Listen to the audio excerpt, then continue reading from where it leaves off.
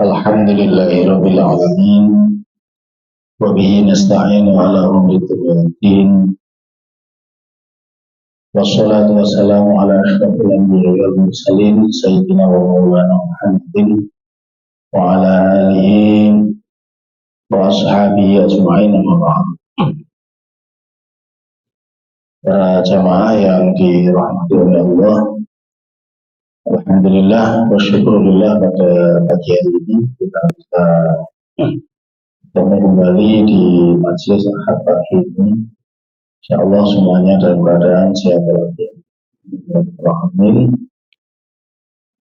Dan mudah-mudahan kehadiran kita bersama-sama setelah melaksanakan sholat subuh secara berjamaah ini menjadi saksi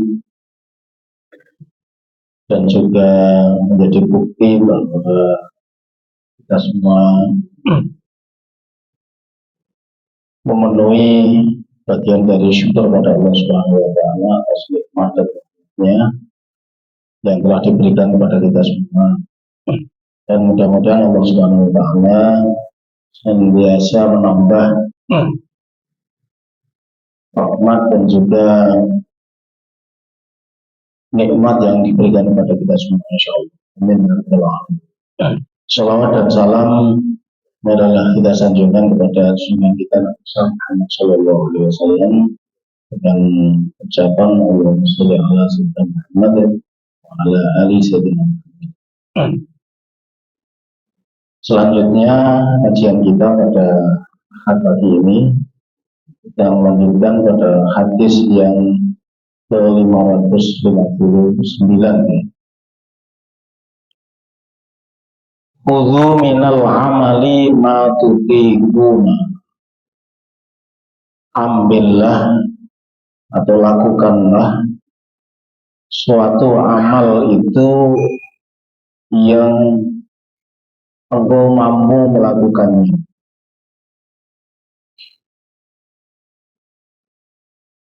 Jadi perintah dari Rasulullah, lakukanlah amal itu sesuai dengan kemampuan kalian. Maksudnya sekuatnya saja, gak usah maksa.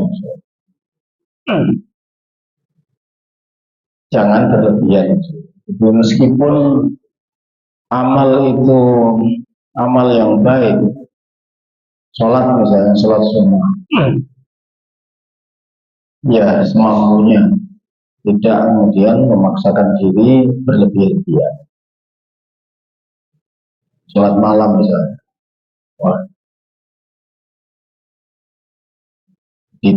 tidak tidur tapi sholat terus panjang malam, itu berlebihan. Jadi ada waktunya yang utama, itu sepertiga terakhir dari malam, itu yang utama dan dicontohkan oleh baginda Rasulullah Shallallahu Alaihi Wasallam. Kemudian juga tidak semalaman kemudian sampai ribuan rakaat juga. Mengapa demikian? Fa innallaha ta'ala, karena sesungguhnya Allah Ta'ala itu la yamallu hatta tamallu. Karena sesungguhnya Allah Ta'ala itu tidak pernah bosan sampai engkau sendiri yang bosan kepada Allah SWT. Ya Allah itu tidak bosan sebenarnya menerima ibadah dari hambanya itu, tapi hambanya sendiri itu yang punya rasa bosan. Jadi kalau misalnya sholat malam itu diawali 1:30 sudah dimulai, terus kemudian sholat paling-paling bertahan itu seminggu, sebulan lah. Nanti baru terus kendor.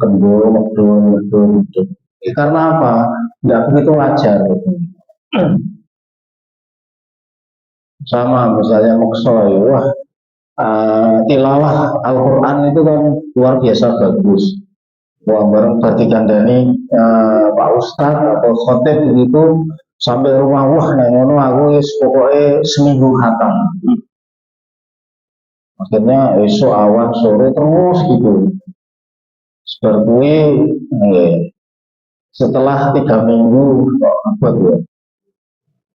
Akhirnya terus malah belas, nah, itu nggak bagus.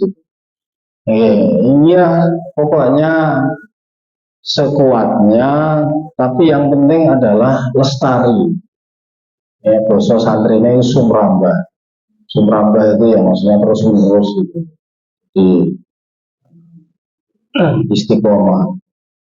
Di, jangan seperti orang lomba lari yang 100 meter itu cuma dia itu kan sebentar itu.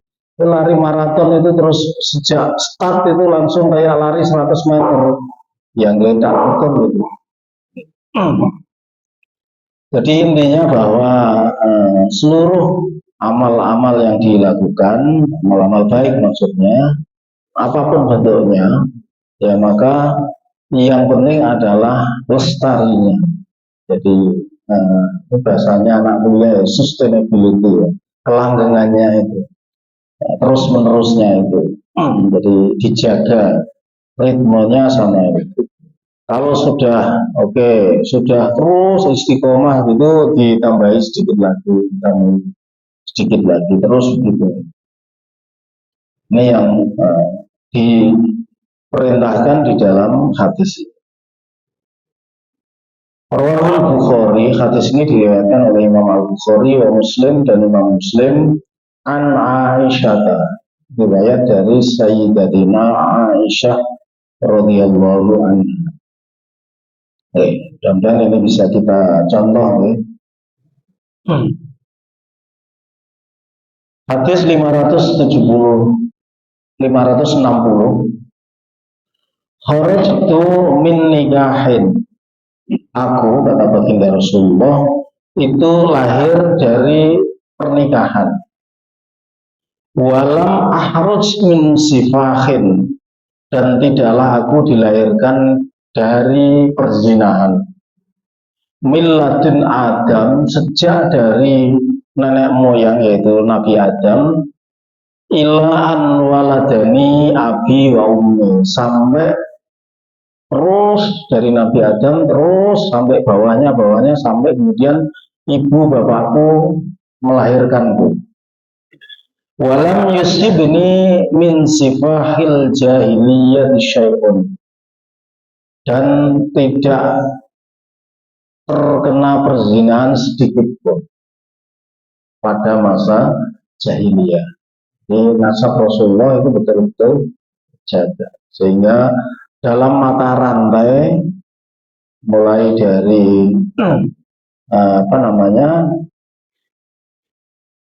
ayah ibu beliau, kemudian kakek atau mbah beliau, kemudian terus ke atas sampai ke Nabi Adam, itu bersih seluruhnya tanpa cacat terkena perzinahan. Jadi baik dari jalur maupun dari jalur ibu. Memang para nabi dan para rasul itu terjaga, sehingga istilah Nur Muhammad itu memang berada turun. Jadi sejak awal itu ini bapak dan ibu yang memang terjaga dalam proses pernikahan yang baik. Ini nasabnya Rasulullah SAW. Sehingga meskipun zaman-zaman yang dilalui oleh silsilah biologis dari bapak ibu Rasulullah itu zamannya beda-beda, ada zaman yang baik, zaman yang buruk, tapi tetap gen dan juga ini tadi nasabnya itu memang terjaga dari nasab yang buruk. Ini kalau dalam Al-Barzanji itu namanya untayan mutiara silsilah Rasulullah.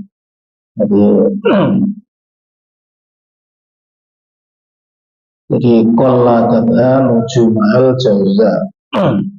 Jadi Rasulullah itu silsilah keturunannya terus sampai Nabi Adam itu laksana bintang, yang bersinar, yang bersih, terpelihara dari cacat dan dari tadi kotoran perzinahan. Rawahu Tabrani an Aliyin, hadis ini diriwayatkan oleh Imam At-Tabrani dari sahabat Ali bin Abi Thalib karramallahu wajhah.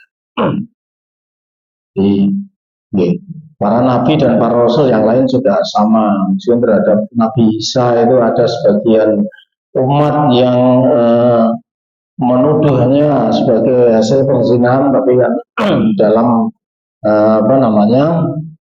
keyakinan dan akidah orang Islam sendiri, seperti halnya yang diterangkan di dalam Al-Quran bahwa Nabi Isa adalah lahir dari ibu Maryam. Kalau orang itu bertanya, loh, kenapa tidak ada bapaknya? Tidak usah heran. Jangankan tidak ada bapaknya, tidak ada ibu bapaknya juga ada. Yaitu Nabi Adam. Kan jadi memang keistimewaannya ini secara khusus kepada beliau ini. Jadi ini silsilah baginda Rasulullah Shallallahu Alaihi Wasallam dan berasal dari jalur, kalau dalam tradisi Ibrahimi atau dalam tradisi monoteisme, maka Rasulullah Muhammad Shallallahu Alaihi Wasallam juga sampai kepada Nabi Ibrahim alaihissalam melalui jalur Nabi Ismail. Dari jalur Nabi Ibrahim ada dua, yaitu Nabi Ishak dan Nabi Ismail. Dari jalur Nabi Ishak, maka Allah mengutus para nabi dari kalangan Bani Israel. Kemudian dari jalur Ismail ini yang bertempat di lembah Mekah itu, kemudian sampai menurunkan baginda Rasulullah sebagai nabi akhir zaman, penutup para nabi.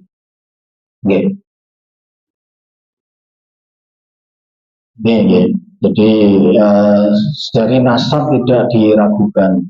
Maka ketika orang-orang Yahudi itu meragukan kenabian Rasulullah, ya memang ada nabi kok, nggak jelas ini asal usulnya. Apa memang ada rangkaian nasab dari keturunan nabi? Kemudian Al-Quran menurunkan ayat yang terkait bahwa di Mekah itu memang ada bekas-bekas kenabian, yaitu jejak namanya makom Ibrahim itu menandakan, jadi tidak sekedar Al-Quran itu berargumen dengan perkataan saja, tapi juga disertai dengan bukti fisik, bukti historis. Ada situs itu yang disebut dengan makom Ibrahim, yang sampai sekarang masih kita bisa saksikan, ya. Jadi di pinggiran Ka'bah, setelah orang itu memulai tawaf, itu dari pojok di Hajar Aswad, terus berjalan gitu, dengan Ka'bah berada di sisi kirinya, maka nanti berjalan sedikit, ini setelah pintu Ka'bah maju dikit, sebelah kanan itu, kalau kita agak masuk ke dekat Ka'bah, ya, kecuali kalau memang jauh di luar dari lingkaran Ka'bah itu, ya berarti di sebelah kiri. Kalau agak mepet ke Ka'bah berarti ya di sebelah kanan. Ada kayak sangkar begitu, warnanya kuning emas gitu, terus ada kacanya gitu, ya di dalamnya itulah diletakkan makom itu. Jadi makom itu dari bahasa Arab koma yakumu kiaman wa makoman. Makom itu artinya tempat berdiri, bukan makom kuburan, bukan. Jadi jangan salah. Kalau di Jawa itu kan makom itu makam itu jadi tempat istirahat terakhir. Tapi bahasa Arabnya aslinya ya tempat berdiri memang. Makom. Tempat berdiri, nggak tahu kok jadi ceritanya jadi kubur itu. Di situ ada jejak kaki Nabi Ibrahim yang masih membekas di situ, di lempengan seperti batu gitu, menandakan bahwa memang Nabi Ibrahim pernah berada di Mekah, di lembah tempat di mana Ka'bah itu didirikan berada. Dan kalau dalam ayat Al-Quran kan, sungguhnya aku meninggalkan anak turunku di sini ya Allah, di tempat yang tandus ini, maka berikanlah keberkahan dan juga berikanlah juga dari makanan dan buah-buahan. Doanya kan Ibrahim, dan memang terkabul itu. Jadi sampai hari ini meskipun Mekah itu tandus gitu, tapi ya buah-buahnya bagus-bagus, apelnya bagus-bagus, ya, anggurnya juga begitu, jeruknya juga begitu, semangka apalagi luar biasa ya. Sama di Ngalian ini juga subur Pak, oleh rapia itu betul, grandul gitu, macam-macam pohon ajaib ya, itu satu-satunya gitu ya. Di rapia tapi woi wono pisang, wono salak, jeruk. Itu terkait dengan silsilah baginda Rasulullah Shallallahu Alaihi Wasallam. Di nasabnya nasab yang baik-baik. Kemudian hadis 561, kharaja rajulun mimman kana qablakum fi khullatin lahu. Dulu ada sebelum zaman atau sebelum kalian umat Muhammad, itu pernah ada seorang laki-laki yang kharaja fi khullatin. Jadi dia keluar rumah fi khullatin lahu, dengan memakai pakaian yang indah, pakaian yang mewah. Yahtalu fiha. Kemudian karena memakai pakaian indah, mewah itu, dia berjalan dengan penuh kesombongan dan kejongkakan. Fa'amarallahu ta'ala al-ardo. Maka kemudian Allah Ta'ala memerintahkan kepada bumi, fa'akhazathu wa huwa yatajaljalu fiha ila yaumil qiyamah. Allah memerintahkan kepada bumi, wahai bumi, telanlah dia. Maka laki-laki tadi terbenam di dalam bumi dan masuk di dalamnya sampai hari kiamat. Ini larangan untuk berlaku sombong. Di wala yakhtalu. Jadi janganlah kalian berlaku sombong. Kalau di dalam beberapa ayat juga diterangkan mengenai larangan ini. Kesombongan itu adalah hanya milik Allah Subhanahu wa Ta'ala. Ini ibarat adalah pakaian, maka itu adalah pakaiannya Allah Subhanahu wa Ta'ala, sehingga tidak dibolehkan bagi makhluknya ini untuk memakainya. Jadi ini yang dosa besar ya. Jadi bertindak, berlaku dan beramal maka hendaklah penuh dengan jadi kesopanan dan juga kesederhanaan, bukan kecongkaan atau sombong. Nah memang kalau kita mempelajari tafsir, banyakkan kesombongan itu kaitannya selalu antara manusia dengan manusia, kebanyakan. Jadi kepada orang lain. Tetapi akhir-akhir ini banyak yang menafsirkan bahwa kesombongan itu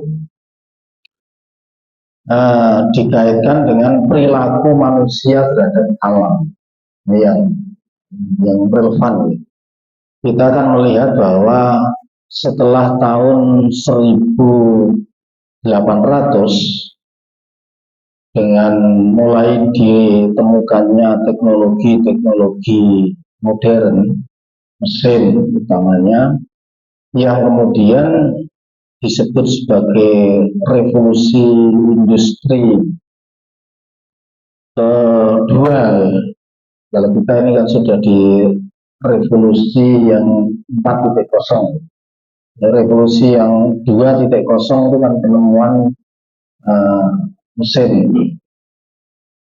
Kemudian revolusi 3.0 itu kan ada yang mengatakan itu listrik dan teman-temannya. Dan 4.0 itu ya dengan ini zaman big data atau digitalisasi. Jadi semuanya serba pakai ini ya, microchip gitu, sesuai dengan tingkat perkembangannya masing-masing. Tapi basicnya adalah digital. Kemudian serba otomasi, serba AI dan lain-lain. 4.0. Nah, mulai dari 1800 dengan ditemukannya mesin-mesin itu, manusia demi untuk kemudahan, efisiensi, dan dalih-dalih materialis lainnya, itu kemudian mengeksploitasi alam sedemikian rupa, sehingga manusia yang dalam Al-Quran itu amanahnya adalah sebagai khalifah, penjaga yang melestarikan dunia agar lestari, agar terjaga dengan baik, itu justru yang terjadi adalah kebalikan.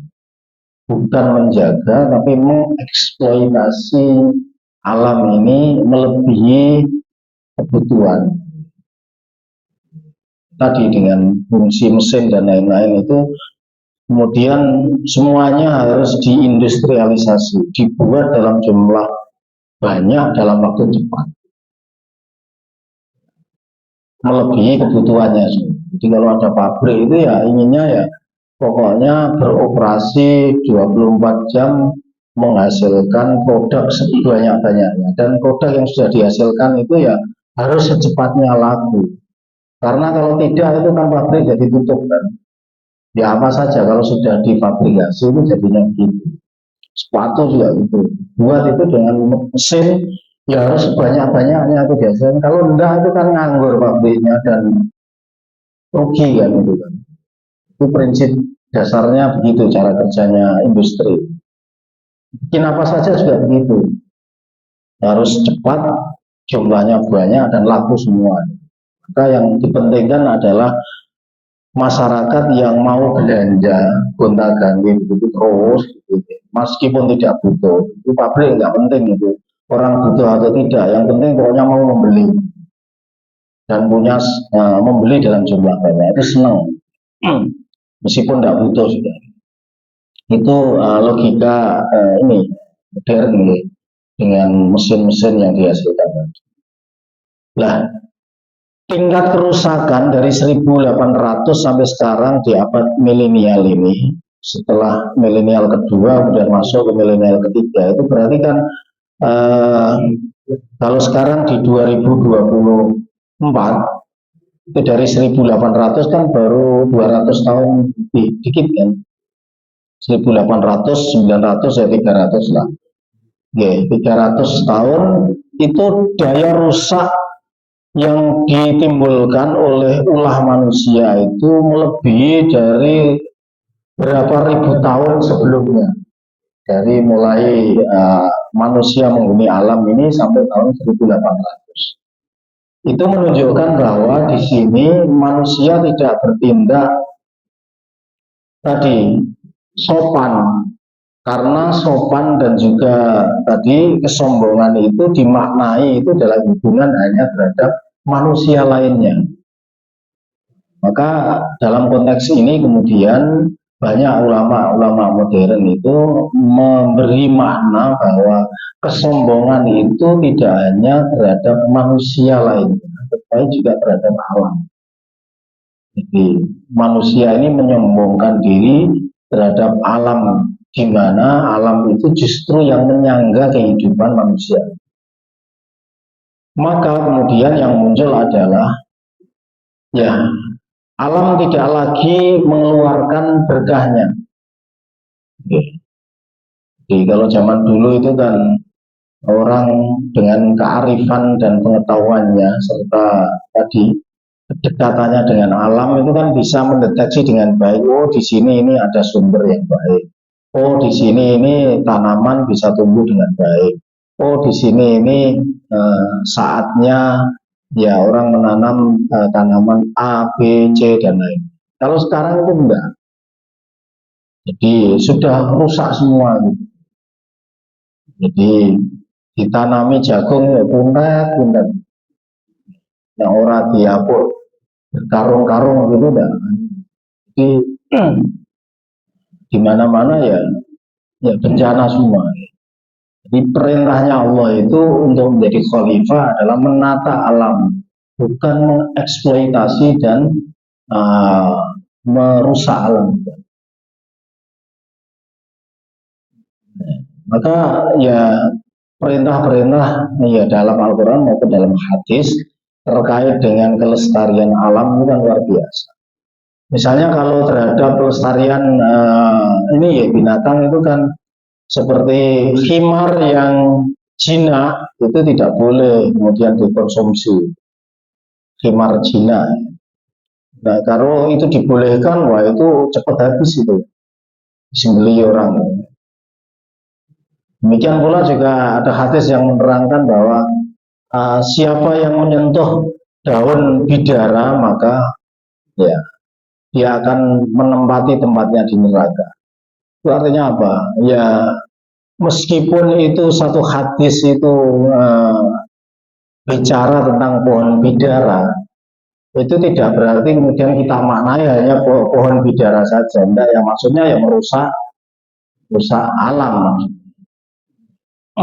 Jadi pemaknaannya kita perluas, karena kalau tidak kita perluas nanti ya seolah-olah hanya yang tidak boleh diganggu atau dirusak hanya pohon bidara saja. Enggak, tapi maksudnya ya karena di daerah yang tandus seperti di Arab itu kan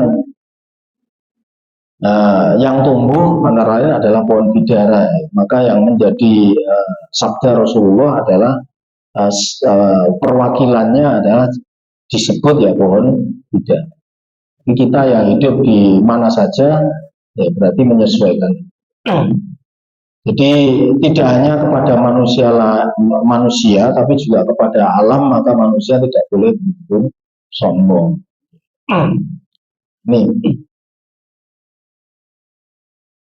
Ini kembali lagi ke hadis ini. Jadi Rawahu Tirmidzi an Amr bin al-As. Hadis ini diriwayatkan oleh Imam At-Tirmidzi, riwayat dari Amr bin As radhiyallahu anhu.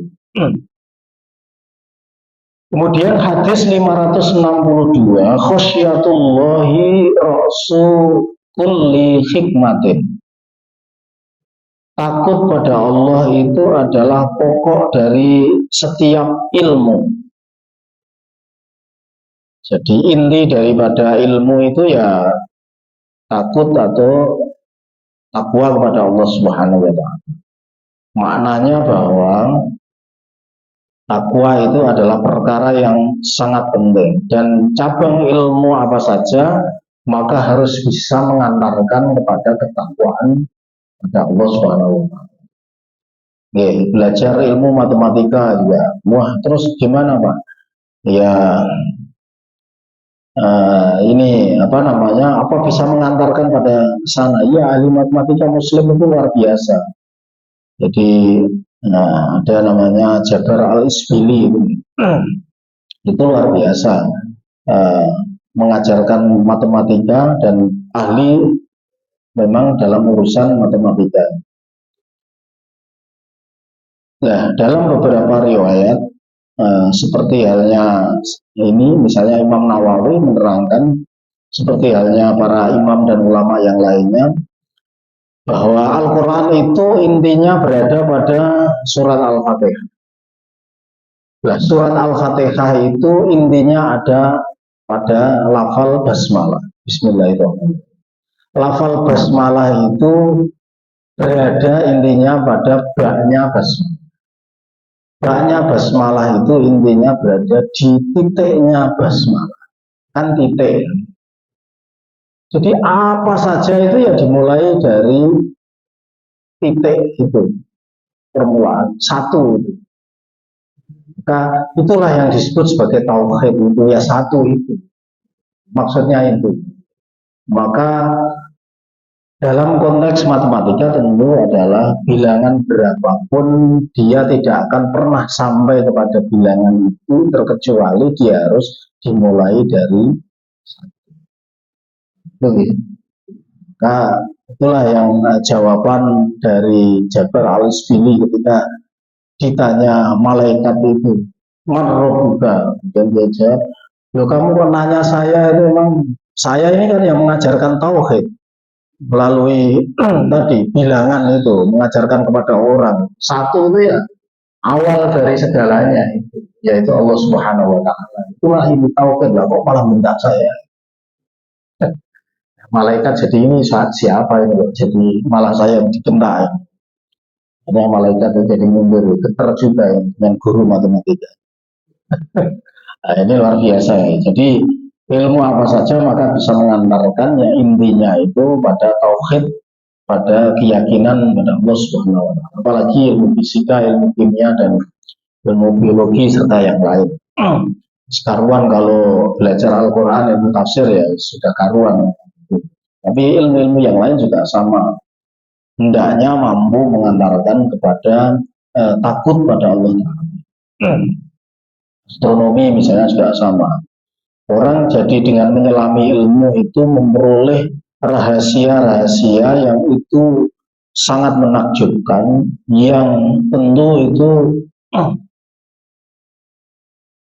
ujungnya adalah sampai kepada kemahakuasaan Allah Subhanahu. Ya ilmu apa saja, karena memang sumber daripada ilmu itu adalah Allah Subhanahu wa taala dan sang pemilik ilmu adalah Allah Subhanahu wa taala. Maka Allah memiliki asma yaitu Al-Haq dan Al-Ilm. Ya alim, wahai zat yang maha mengetahui, maha berilmu. Al-Haq itu artinya kebenaran. Jadi Allah lah pemilik kebenaran. Jadi itu ya. Jadi khasyatullahi ra'su kulli hikmatin. Jadi takut kepada Allah itu adalah pokok dari setiap ilmu. Wal wara'u sayyidul amali, dan sikap waro, berhati-hati dari yang tidak jelas, apakah halal atau haram, berhati-hati tidak mengambilnya, tidak mengamalkannya. Maka sayyidul amali itu adalah tuan atau rajanya amal. Di rajanya perbuatan yang baik itu adalah berhati-hati terhadap perkara yang ragu-ragu apakah halal atau haram. Kalau yang halal jelas, al halalu bayyinun wal haramu bayyinun. Ya. Kemudian wa bainahuma amrun mustabihatun. Tapi antara halal dan haram itu adalah perkara yang subhat. Oke. Jadi tidak jelas, wilayah abu-abu. Disebut hitam juga tidak hitam, putih juga tidak, abu-abu. Ya, Rawahul Qadha'i, hadis ini diriwayatkan oleh Imam Al-Qadha'i. Kemudian 563, khoslatani la yajtami'ani fi mu'minin. Ada dua perkara yang tidak akan bisa berkumpul di dalam diri orang mukmin. Jadi kalau ini ada pada orang mukmin, nah itu maka menjadi disangsikan tingkat kemukminannya. Apa dua perkara itu? Yang pertama adalah al-bukhlu, yaitu bakhil, wasu'ul khuluqi, dan buruknya perbuatan atau akhlak. Jadi bakhil dan buruknya akhlak. Akhlak itu apa sih? Akhlak adalah sikap atau respon terhadap suatu fenomena atau stimulus tertentu yang secara refleks tanpa dipikirkan dan direncanakan terlebih dahulu. Jadi misalnya melihat sesuatu yang wah itu mengerikan atau sangat buruk misalnya, kemudian refleks innalillahi wa inna ilaihi raji'un. Itu ya, itu bagian dari sikap tadi, respons ketika itu ya, itulah yang disebut dengan akhlak. Tapi kalau itu direncanakan dulu, direkayasa dulu lah, itu bukan akhlak. Kemudian apa namanya, ketemu dengan seseorang misalnya kok dengan penuh rasa hormat, kemudian ditindaklanjuti dengan perbuatan misalnya menyampaikan salam, misalnya, assalamualaikum, atau kemudian membungkukkan badan. Nah itu bagian daripada ini tadi yang kita sebut sebagai akhlak. Akhlaknya apa? Akhlak ya berarti menghormati dan menghargai orang lain. Kemudian tindakannya apa? Tindakannya adalah mengucapkan salam, kemudian membungkukkan apa namanya, badan atau kepala, atau menyodorkan tangan untuk berjabat tangan. Itu antara ya akhlak itu adalah sikapnya, kemudian tindakannya adalah kita sebut sebagai tindakan dalam norma-norma sosial, misalnya sopan santun kita menyebutnya, adab. Jadi orang mukmin memiliki dua ini apa namanya, tidak memiliki sikap dua ini ya. Jadi bakhil dan buruknya akhlak. Maka ya sabda Rasulullah sendiri terkait dengan akhlak, wa istu liutammima makarimul akhlak. Jadi aku diutus sebagai nabi dan rasul ini tidak lain adalah liutammima, untuk menyempurnakan makarimul akhlaki, sebaik-baiknya akhlak manusia. Jadi dari zaman jahiliyah akhlak manusia yang rusak, maka Rasul datang itu untuk memperbaiki. Masalahnya kita ini berada di zaman yang ruwet ini, jadi kita ini ya, tidak dalam keadaan baik-baik saja. Ya. Jadi kalau Bapak Ibu ini bersedih karena di lingkungan kita ini wah misalnya ada tawuran, ada geng motor, ada semacam-macam lah itu. Ini kita banyak menuding ini berarti sekolahnya gimana? Ya tentu di sekolah ya diajarkan yang baik. Kan tidak ada kan guru mengajarkan misalnya, ayo kalian nongkrong di jalan sana sama ya ngebut-ngebutan, pasti tidak ada itu. Tapi kok munculnya begitu? Nah ya yang harus kita koreksi ya kita semua. Karena juga sebenarnya bukan kewajiban guru di sekolah untuk mengawasi 24 jam juga. Kalau di sekolah kan baik-baik saja kan. Nah, di luar sekolahnya itu yang kemudian kalau yang lebih aneh lagi, kalau sudah ditangkap oleh polisi, kemudian orang tuanya dipanggil, suruh ngambil, enggak usah saya ambil Pak. Loh kenapa? Ini kan anakmu. Ya sudah, biar Pak polisi saja yang melakukan tindakan apapun. Karena saya sendiri sebagai bapaknya enggak sanggup lagi. Ini kan malah lebih aneh lagi. Jadi orang tuanya sendiri tidak sanggup, tapi ya tadi kemudian memasrahkan kepada orang lain. Jadi lempar-lemparan.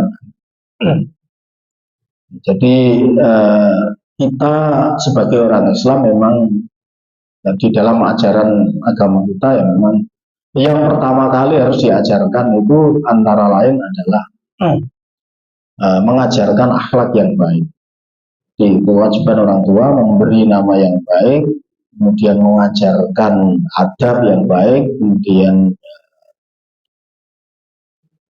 dan beberapa hal lainnya dalam beberapa sabda Rasulullah, termasuk juga Kalau dalam khutbah yang kemarin, kalau di sini kan satu itu ya ajarkanlah cinta pada Nabi kalian, pada Rasulullah Shallallahu Alaihi Wasallam.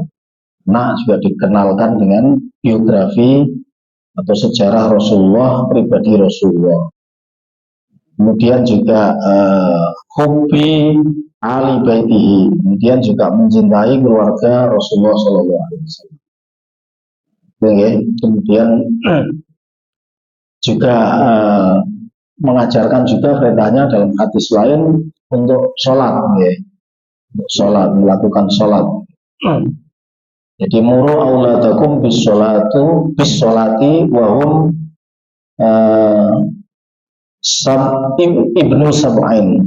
Jadi perintahkanlah anak kalian untuk sholat ketika usianya 7 tahun. Jadi 7 tahun sudah diperintah sholat. Wadribuhu wahum ibnu asyrin, dan pukullah kalau usianya sudah 10 tahun. Kalau tidak sholat itu ya maksudnya dengan tindakan yang lebih keras lagi, tidak cuma menyuruh saja, tapi juga dengan upaya yang lebih keras. Tentu tidak dimaknai memukul dalam pengertian melukai, tidak. Itu nanti KDRT jadi. Ini hal yang sensitif ini. Meskipun itu anak sendiri, tapi kalau orang tua melakukan KDRT, tetangga atau orang lain yang mengetahuinya itu bisa melaporkan dan bisa itu kena pasal. Itu zamannya zaman begitu. Meskipun itu anak sendiri. Jadi kembali lagi ke hadis ini, khoslatani la yastami'ani fi mu'min. Dua hal yang tidak bisa berkumpul dalam diri mukmin adalah bakhil dan dunia. Ya, kenapa bakhil tidak bisa ada dan hidup dalam diri seorang mukmin ya? Seorang mukmin itu pastilah diyakinkan dengan keyakinan bahwa Allah adalah zat yang maha mencukupi, zat yang maha kaya, dan maha memberi. Seluruhnya adalah dalam genggaman. Fungsi daripada kekayaan dan juga karunia dari Allah itu adalah diatur oleh syariat. Jadi ada namanya zakat, ada namanya infak. Jadi pemilik sesungguhnya adalah Allah.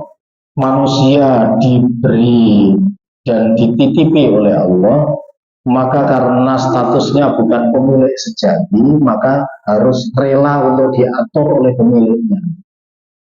Nah, pemiliknya Allah, maka Allah yang mengaturnya. Allah mengatur bahwa ada zakat, ya berarti harus ditaati. Allah mengatur ada infak, ada sedekah dan lain-lain, ya berarti itu harus ditaati. Itu tanda bahwa kita ini tidak pemilik yang sesungguhnya. Tapi kalau kemudian itu genggaman kita terlalu kuat sehingga apa-apa yang ada pada diri kita itu kemudian digondeli di dalam hati, yaitu kemudian sama dengan menempatkan diri kita ini menyingkirkan Allah Subhanahu wa Ta'ala, sang pemilik sejati. Jadi kita merasa sebagai pemiliknya, sementara Allah kita singkirkan. Hakikatnya seperti itu. Maka orang mukmin tidak punya seperti itu karena menyadari tadi. Ini yang inti daripada hadis. Rawahul Bukhari, hadis ini diriwayatkan oleh Imam Bukhari sebagai hadis yang sahih. Ya, kemudian hadis ke-564, khoslatani man kana fihi katabahu wa syakiran syabir. Ada dua perkara lagi, barang siapa yang memilikinya atau barang siapa yang di dalamnya itu dia kedapatan atau mendapati dirinya itu dua perkara ini di dalam dirinya, kata bahwa syakirun syakirun. Allah mencatatnya sebagai orang yang syukur dan orang yang sabar. Dikatakan syukur dan sabar dan dicatat Allah sebagai syukur dan sabar itu bagaimana? Wa man lam takuna fihi lam yaktubu syahiran sabirun. Kalau dua perkara ini tidak ada pada dirinya, maka Allah tidak mencatatnya sebagai orang yang syukur dan sabar. Pertama, man nazara fi dinihi ila man huwa fawqahu. Barang siapa yang melihat dalam urusan agama kepada orang yang lebih atas, lebih tinggi darinya, lebih baik darinya dalam urusan agama, fakta dabi, kemudian dia mengikutinya. Nah, ini berarti dia dicatat sebagai orang yang syukur. Wa nadhara fi dunyahu ila man huwa dan melihat kepada orang lain dalam urusan dunia kepada orang yang berada di bawahnya. Fahamidallaha ala ma faddalahu bi alaihi. Kemudian dia memuji Allah atas apa-apa yang telah dilimpahkan oleh Allah kepadanya. Ini berarti dicatat kata bahullahu syakiron sabir. Nah, syukur dan sabar. Di urusan agama melihat orang lain yang lebih tinggi, lebih baik, dia kemudian mengikutinya, menirunya. Dalam urusan dunia melihat yang lebih bawah, kemudian dia memuji Allah, maka kemudian Allah pasti mencatatnya sebagai hambanya yang bersyukur dan bersabar. Kebalikannya, wa man nadhara fi dinihi ila man huwa dunahu. Dan barang siapa yang melihat dalam urusan agama kepada orang yang lebih rendah, jamaah dulu orang-orang lumayan kaya malah nggak tahu mangkat belas, lumayan aku lah. Wah, ini alamat Ciloko. Aku kadang-kadang mau ngaji, belas nggak tahu. Yeah. Kemudian wanadzara fi dunyahu ilaman huwa fawqahu, dan melihat dalam urusan dunia kepada orang yang berada di atasnya. Fa'asifa ala ma fatahu minhu. Kemudian dia merasa susah. Enggak lain penatok di sini. Ini bersulo susah kabeh. Lam yatubullahu syakiran wala sabir. Lihat urusan dunia kepada orang yang di atas, dia susah atas apa yang ada pada dirinya, yang tidak ia miliki atau yang tidak ada pada dirinya, maka Allah tidak mencatatnya sebagai orang yang syukur dan orang yang sabar. Kira ini ya, untuk muhasabah diri kita sendiri ya, dan kita semua digolongkan orang yang syukur dan orang yang sabar ya. Dan itu dan dijauhkan dari tadi sifat bakhil dan sifat yang buruknya akhlak. Rawahu Tirmidzi an Ibnu Amr. Hadis ini diriwayatkan oleh Imam At-Tirmidzi dari sahabat Ibnu Amr, jadi Abdullah bin Amr bin As. Demikian Bapak dan Ibu, mudah-mudahan kita bisa mengambil apa yang manfaat dan faedah dari hadis-hadis yang sudah saya bacakan tadi, dan kita memperoleh pertolongan dari Allah Subhanahu wa Ta'ala untuk bisa mengamalkan yang baik-baik dan juga menghindari apa yang buruk. Demikian auzubillahi minasyaitonir Sayyidil awwalin wal akhirin wa sallallahu alaihi hamdan syakirin hamdan na'im hamdan yu'affi ni'amahu ya rabbana lakal hamdu wa yanbaghi li jalali wajhika. Allahumma ighfir lana dzunubana wa الصغيرة اللهم اجعلنا الشاكرين والصابرين والصالحين والمؤمنين والمتقين Rabbana hab lana min azwajina wa dhurriyyatina qurrata a'yun waj'alna lil muttaqina imama. Allahumma ij'alna wa ahlana wa dhurriyyatana min ahli ilmin nafi' wa ahlil khair wa ahli taqwa wa ahli syukri wa ahli sabri wa la taj'alna wa iyyahum min ahli syarri wa dhairi wa tughyan. Rabbana atina hasanah wa fil akhirati hasanah wa qina adzabannar. Walhamdulillahi rabbil alamin. Mohon maaf atas segala kesalahan. Assalamualaikum warahmatullahi wabarakatuh.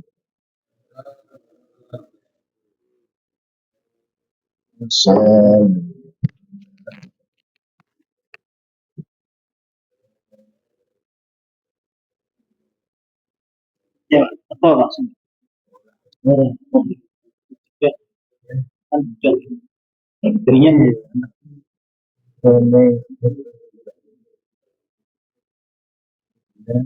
Aku daftar sih mau bengi lah kayak di dewe anu doe kan lu mau yang Klaten iki nanti cedak kene engko aku ya mbok mau mangkat jam piro iki ngeterno esuk iki mau mangkat nang ndi aku ya oh, jam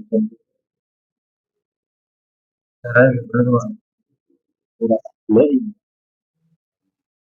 jam 10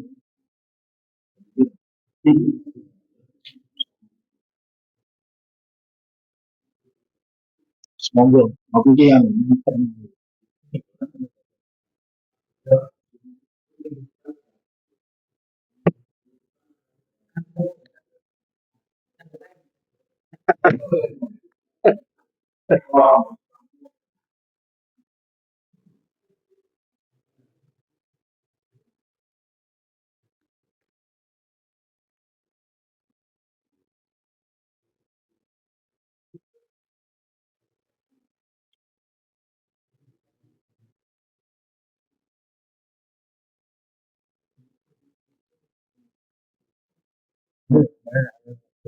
eh ya ramai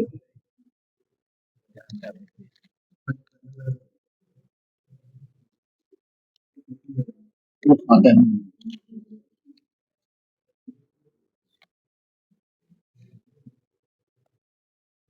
duluan itu belum mau saling pernah